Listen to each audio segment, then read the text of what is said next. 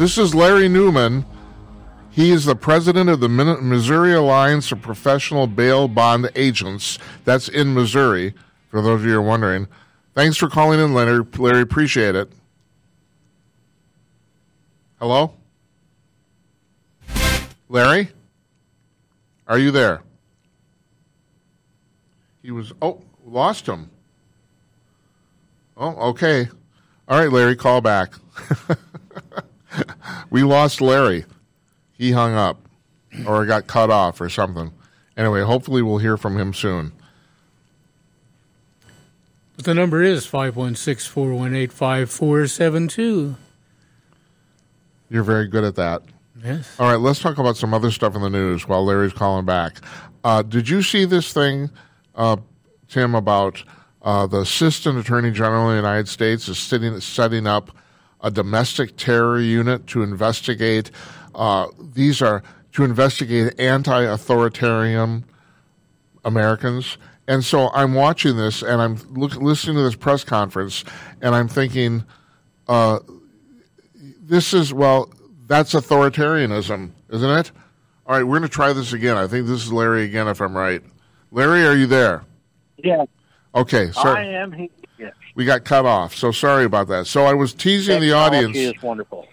I'm sorry, say again? Technology is wonderful. Oh, yes, it is. It is. Larry, so tell me, how did you get involved with the bail bonds thing in the first place? Like, was it? Go ahead. Well, I was a deputy sheriff in Jasper County, Missouri, and a detective for a number of years.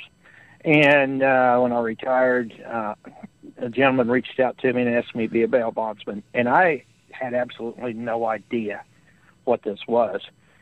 And over the years, I've learned that we're basically a method of responsibility and accountability to the courts, guaranteeing the appearance of an individual that's accused of a crime. Make sure they show up for court so the victim gets closure. And so that's how I got into it, and I work in the courts every day and work with the judges and the prosecutors and the attorneys, the clients, of course. So we make sure that they appear in court to be held accountable for their actions. So your thing right now is these bail bond charities, right? Or how yes, that's... is that the proper term? I don't even know. I think it's a proper term. I really don't even know what the proper term for them is. Bail is about accountability. Bail is about responsibility. When a person is accused of committing a crime, they are to be responsible and accountable to the courts to adjudicate the case, either dismissed or prosecuted. And the bail projects, my observation of them has been, it's been more about just getting people out so they don't have to be held accountable, getting them back out on the street, more crimes committed. And you can see from the crime statistics over the last 2 or 3 years the effect that get out for free. Well, we do this show from Minneapolis, and we have one of the famous cases here from the summer of 2020, which you which you talked about in your preparation materials, and that is the Minnesota Freedom Fund. So, do you want to explain this? I can explain this, but you go ahead if you want to tell us what you know. Well, my understanding of the Minnesota Freedom Fund is a fund that was set up, a nonprofit organization for people with lots of money to donate to on the premise that nobody is guilty of anything. Yeah, and that's the whole problem. Society right now has a cancer, and it's a cancer of entitlement. Everybody is entitled to do whatever they want to do, break whatever law they want to break because that's what they want to do. And so that's that is the end goal here, and the money from the bail projects get people out of jail. There's no accountability. They have no authority to pursue that individual if they flee. And so therefore there's no accountability, no responsibility. And that's the big problem. No responsibility, no accountability. But, Larry, you don't understand. If I'm in jail, I don't feel good. I want to feel good. You need to put me back out on the street so I can bomb some more buildings so I can feel better. Mm-hmm. Right, yeah. Well, don't break the law and you're free. 75% of the people in this country never have contact with law enforcement in their entire lives because they don't break the law.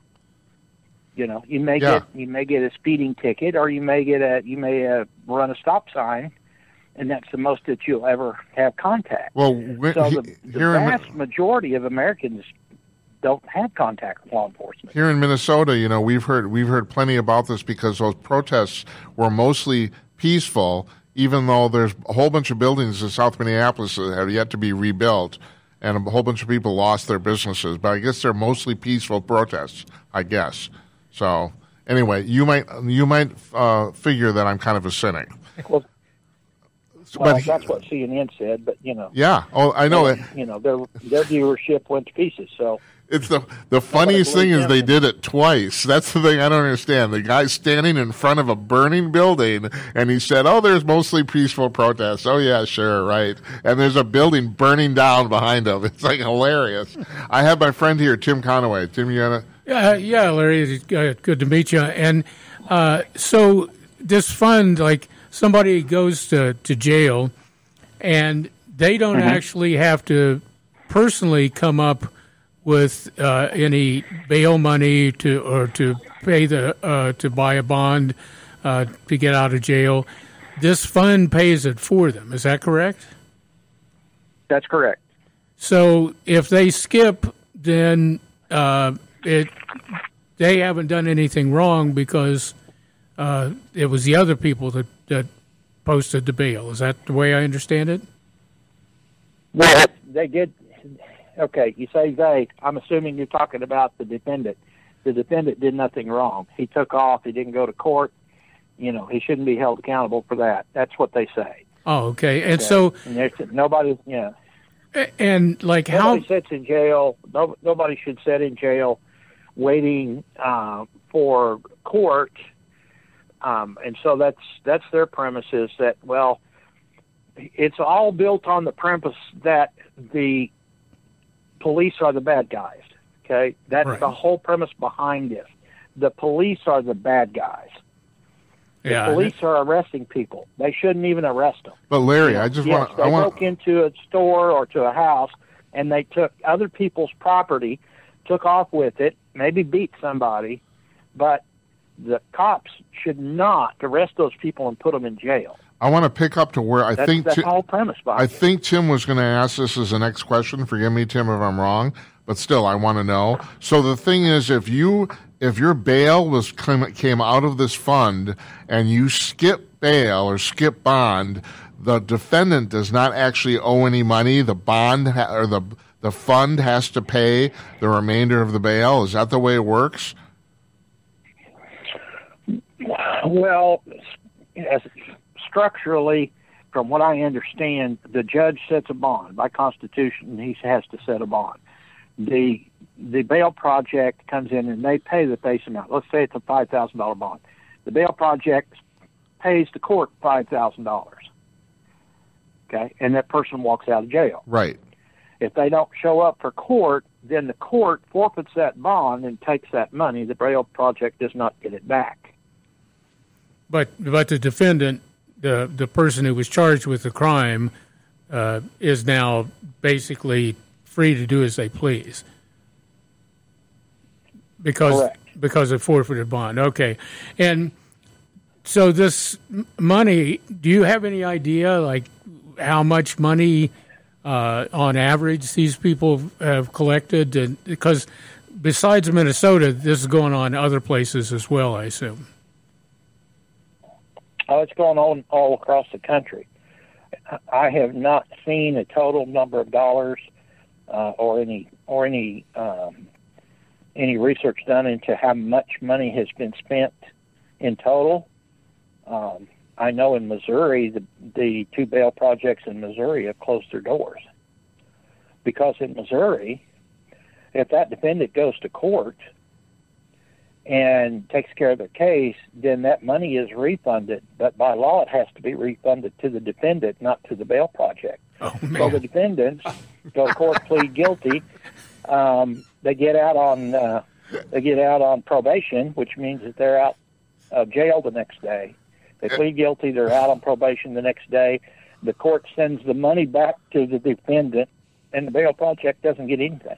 So you basically actually make money Missouri, for committing crime. Man. Yeah.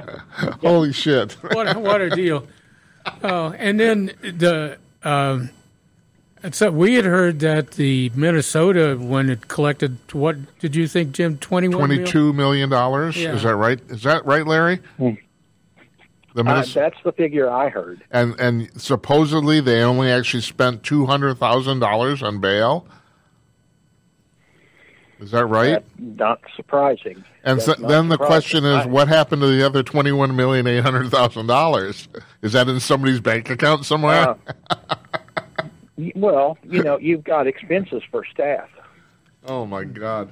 Yeah. Oh, well, that's and this whole thing of just giving I didn't realize the criminals were also making money out of this scheme, but the whole thing of just giving somebody, a tap on the back of the hand and setting them free. The police are so demoralized that I know that in the state of Minnesota right now, there are 1,000 police positions that are open across the state, and they're having a heck of a time getting anybody to apply for the job, because who wants to step into something where the courts don't have your back, the city councils don't have your back. So it's just it's a horrible situation. Correct.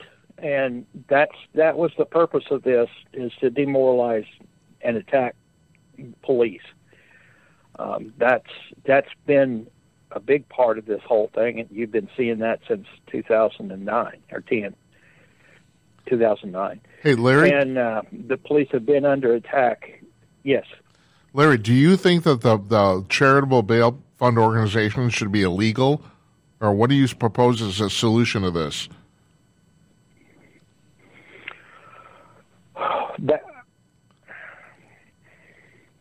Well, that's a question as to whether they should be illegal.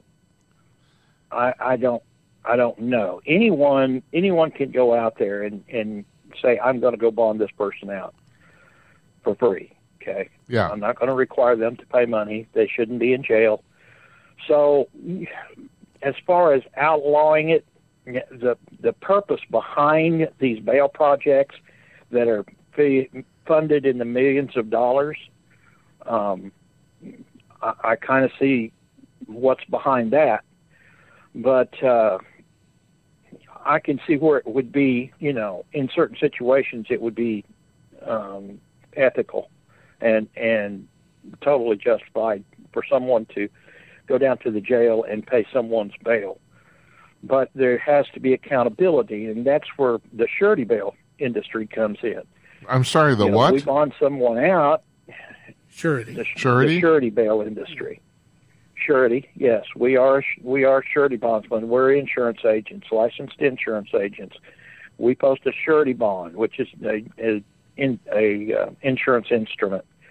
We guarantee the appearance of that defendant. If that defendant skips bail, then we have the constitutional authority and rulings by the U.S. Supreme Court that we can travel anywhere and recover that person and return them to custody at our expense. That sounds kind of interesting. We return those people to custody. You ever do that, Larry? That's how surety bail works. Larry, have you ever personally done that? Oh, yeah. Oh, quite a bit. I brought them back from from Maine, from Mexico, from Florida, California, Washington, every corner of the United States. Wow. Yeah, and that way you make sure, one, that the person, goes to trial, and two, then that money is not forfeited, because otherwise your firm would have to forfeit that money to the court. Is that correct? Correct. Yeah. Right. And we operate on about a 2.5% to 3% margin, so we don't have a lot of financial margin to work with here. So we've got to make sure that those people show up for court. That's our job. That's our responsibility. That's what we do. And that way, and what's important about what we do is that we bring these people back. We bring them back to put them back in custody at the jail so that they can go into the court and they can get their case completed for the benefit of the victim. The victim of a crime is the most important person in the criminal justice system. That's who we're all working for. That's who the prosecutor works for, the judge, law enforcement. That's what the surety bail bondsman does. That way, the victim can get closure.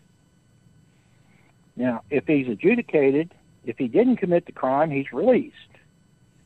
But if he did commit the crime, then the victim gets closure. That's what surety bail does.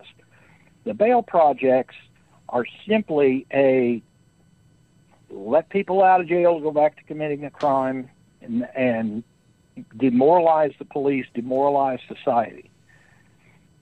That's the only purpose that can be logically came to as a conclusion when you look at the structure of the bail project. Yes, it does seem like right now the criminals are being actually put up as the victims, doesn't it? It seems absurd, you know? Yes. Well, Ronald Reagan said until we stop making the criminal the victim and society as the bad guy, this is going to do nothing but get worse. All you're doing is giving an excuse to the criminal to go out and commit more crimes because now he's learned that he doesn't have to be responsible for his actions. Hey, Larry, if there's any one thing you want the public to know about all this, what is it?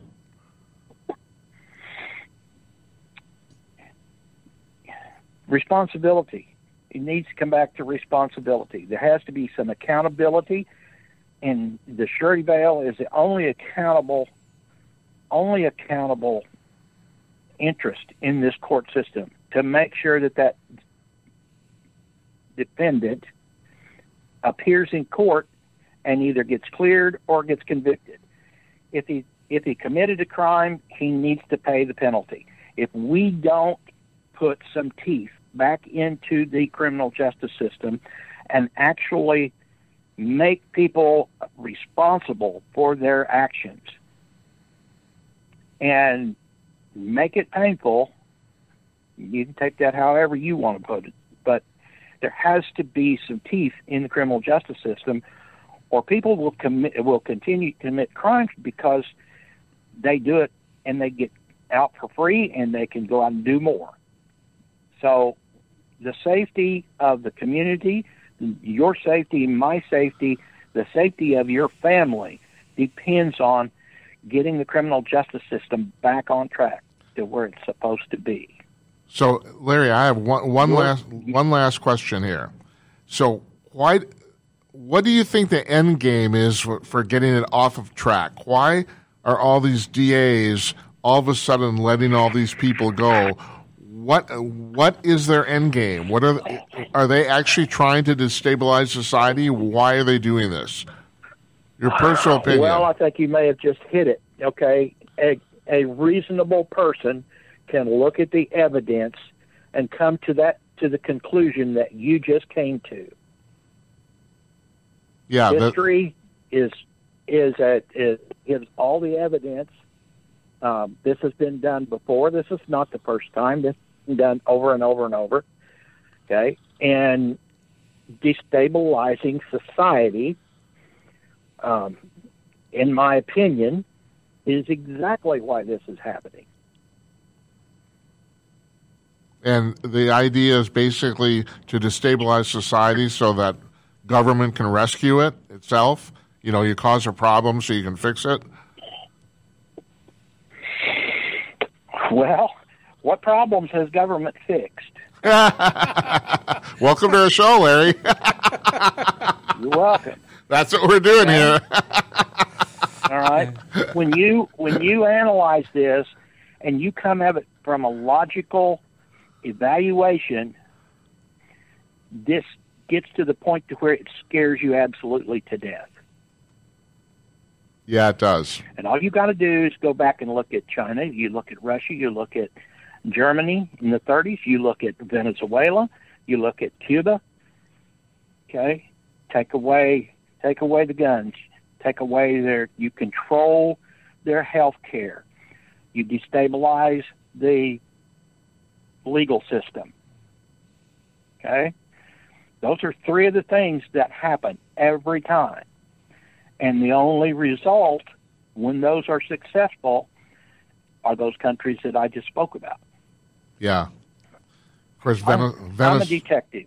I've got an affliction. It's a disease, my wife says, because I analyze everything. I come at it from a detective's point of view. I look at all the evidence. And when you eliminate all the impossible, you're only left with the possible. It's a good way to look at it. Scary, guys. Yeah, no, I agree. Well, you know, I'm a trained professional cynic myself, and I have many years in the media, so yeah, you look at the worst. What's the worst side of it? What's the worst outcome? And I agree 100% with what you're saying. It's happening this time around. It is just a full-fledged assault. I mean, it's coming from so many different directions, all at once, all across the country. And so that is frightening. And they're brazen, too. At this point, they're not even trying to hide it anymore. Yeah. Yeah. Well, they've taken over the schools and eliminated the history books. But yeah. You and I are probably old enough, and I'm sorry, I don't mean to mention that you're old or... Oh, no, we are. No, I'm guessing we're older than you, Larry, is my guess. We're old enough to have been in school when history was still taught. And history teaches us what will happen in the future because it repeats itself. Mm-hmm. Okay? So we've seen the evidence. We've seen the actual effect of the things that are happening now. We've seen the effect in what happens in the past. And it's all nice to say, well, we're going to do it differently this time. Oh, yeah. It doesn't work that way. Okay? Right. This whole thing is to demoralize law enforcement, demoralize the society, and that's what it's doing. You're seeing the effect. I mean, there's no more guesswork about what the effect is going to be because we're already seeing it. That's my favorite thing about my liberal friends. So I'll say, oh, democratic socialism, you don't understand. We're going to do it differently. No, you aren't. No, it's never going to be different ever. No, it's not. No, it isn't. No, it's designed to fail. No, yes. Do you remember what the USSR was? Of course. Yeah. Oh, yeah. Okay, the Union of Soviet Socialistic Republics. They were communists. Yeah. Okay? They called themselves socialists, but they were communists.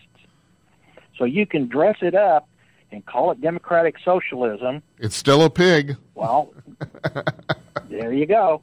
Yeah, that's right. Hey, Larry, it's really nice. I hope I don't offend any of your listeners. No, Larry.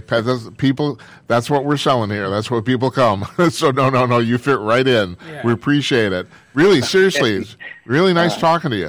Really, thanks for calling in. Appreciate it a lot. Well, thank you. I do appreciate it. Call me anytime. Is there any organization or anything you want to pitch here or anything like that? The Missouri Alliance of Professional Bail-Bond Agents, I'm guessing they don't take donations or anything, but is there anything you're involved with? You want to? Yes, we're working with the legislature right now, trying to get a handle on this. What we're trying to do in Missouri is we're trying to get the judges to follow the statutes and not be able to go off on different tangents, thinking that they can and there's no accountability. So we work with the legislature. I'm on the board of directors of the Professional Bondsmen of the United States. We work nationally in Washington, working on that also. But we do what we can, and we're trying to make this world a safer place. Larry, we're going to have you on again. I really appreciate you calling in. Very nice talking to you. Yeah, we are. You take care. Thank you, guys. You take care. Thank you. We'll see you. You bet. Bye-bye. Bye.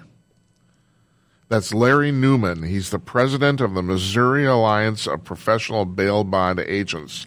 And if you don't mind my saying so, Tim, I thought that was pretty fascinating. Yeah. He's a good man, and he's got a lot of stuff going on.